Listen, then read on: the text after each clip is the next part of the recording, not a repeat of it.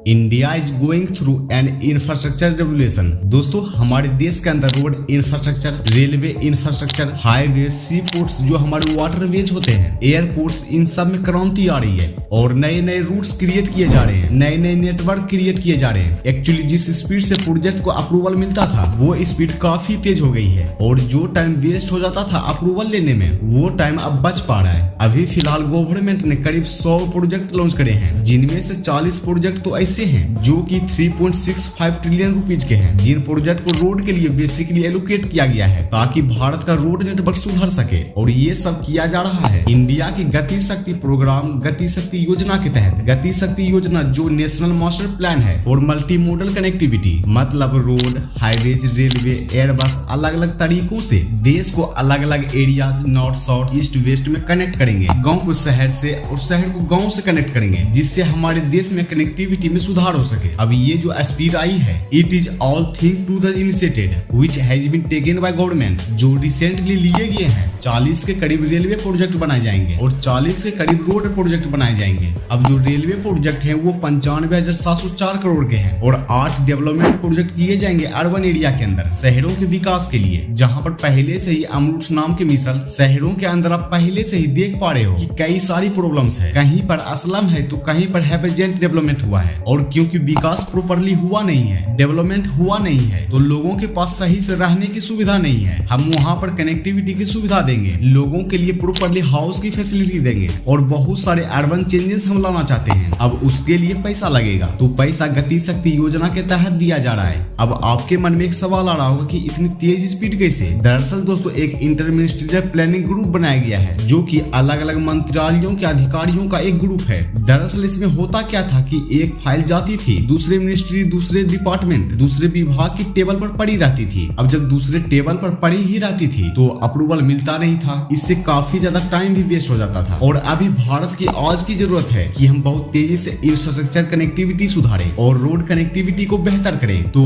इसीलिए इस inter minister network planning group को बनाया गया कि हर 14 से 15 दिन के बाद फोर्टनाइट मुलाकात करेंगे और बताएंगे कि क्या हाल है, अलग अलग infrastructure project, multi modal project का क्या प्रॉपर तरीका से काम चल रहा है नहीं। तो जो भी इंफ्रास्ट्रक्चर प्रोजेक्ट है 500 करोड़ रुपए की लागत से ज्यादा की बनाए जा रहे हैं और उनको ये एनपीजी यानी कि नेटवर्क प्लानिंग ग्रुप देखता है। अब आपको बता दें कि गवर्नमेंट ने गति शक्ति योजना के साथ सैटेलाइट का डेटा, अपने जियो स्पेस डेटा को भी एक साथ कर दिया है, जिससे हमें पता चल पाएगा कि कहां से रोड जा रही है, कहां पे जंगल है, कहां पे फिजिकल इंफ्रास्ट्रक्चर, तो कहीं पे मंदिर है तो कहीं पे मस्जिद है, मतलब सारी जानकारी रहती है। वैसे आपको ये तो पता ही होगा कि जहां से रोड पास होनी थी वहां कोई धार्मिक स्थल है या फिर किसी का घर है, ऐसे में प्रोजेक्ट अटक जाता है। अब जब प्रोजेक्ट आगे बढ़ेगा ही नहीं तो डेवलपमेंट कब होगा देश का? इसीलिए फास्ट प्लानिंग और बेहतर डिजाइन के लिए गति शक्ति योजना के मास्टर प्लान के तहत हम लैंड रिकॉर्ड्स को और जियो स्पेशल टेक्नोलॉजी को सैटेलाइट बेस्ड इंफॉर्मेशन का इस्तेमाल करके प्लानिंग कर रहे हैं कि एग्जैक्टली खर्च कितना होगा, कितना इन्वेस्टमेंट होगा, ये सब जांच कर रहे हैं और प्रोजेक्ट शुरू कर रहे हैं। वैसे आपने ये भी देखा ही होगा कि दिल्ली मुंबई कॉरिडोर के बाद से ही पास के गांव या रोड्स के पास की जमीन में कितनी ज्यादा वृद्धि आई है, लोगों के लिए कितना रोजगार पैदा हुआ है। तो ओब्वियसली ऐसी इंफ्रास्ट्रक्चर बनते हैं तो सिर्फ सरकार और उस पर चलने वाले लोगों के लिए ही सिर्फ फायदेमंद नहीं होते हैं, बल्कि उनके आसपास जुड़े हुए लोग, आई मीन जो उस पूरे नेटवर्क से जुड़े हुए हैं, उनके लिए भी काफी ज्यादा बेनिफिट साबित होता है। वैसे हम तो यही कहेंगे कि इंफ्रास्ट्रक्चर रुकना नहीं चाहिए, क्योंकि इंफ्रास्ट्रक्चर से ही हमारे देश में विकास होगा। और जो गति शक्ति मास्टर प्लान 2021 में शुरू हुआ था भारत सरकार के द्वारा, उसके तहत हम नेशनल मास्टर प्लान के तहत तेजी से इम्पैक्ट क्रिएट कर सके।